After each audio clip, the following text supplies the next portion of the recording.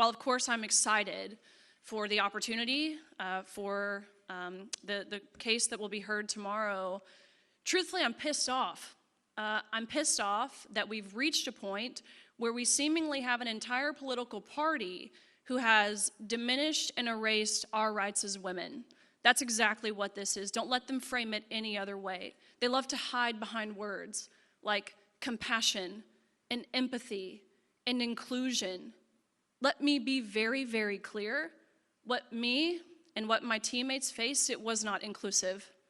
It was exclusive, because we as women were excluded from participating, from competing, from calling ourselves champions, because we were sent the message, and there's lots of fingers to point. I mentioned the Democratic Party. You could point a finger at many different institutions, the NCAA being one of them. We were told loud and clear that our rights to safety, our rights to privacy in areas of undressing, our rights to equal opportunity, they didn't matter. They certainly didn't matter as much as the boy's feelings, the man's feelings, his happiness. We were told that mattered more than our rights. I'm not going to spend any time explaining my story. I think by now it's well documented.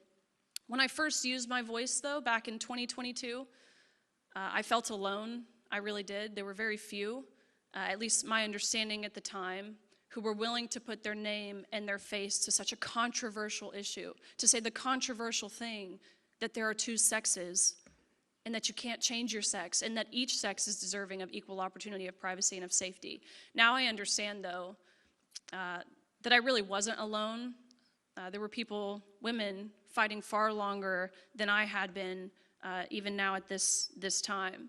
So thank you to the AGs who are here. I've sat in many different legislative bodies and heard from the other side of the aisle. And again, I hate to make it partisan, because in reality, it's not a partisan issue, but in terms of elected representation, and certainly how legacy media, mainstream media, portrays these issues, you would think it's very polarized. It's not. But I've sat in legislative bodies where we've heard Democratic elected officials who say, look, this is just a solution in search of a problem.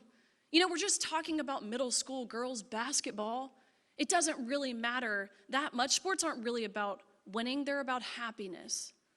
That's what I've heard. Thank you guys for being willing to push back on that and to defend the rights of myself, my teammates, and girls across the country. Understand tomorrow, the cases that are being heard, it's not to determine if states must pass some sort of fairness in women's sports law. It's to determine if they even can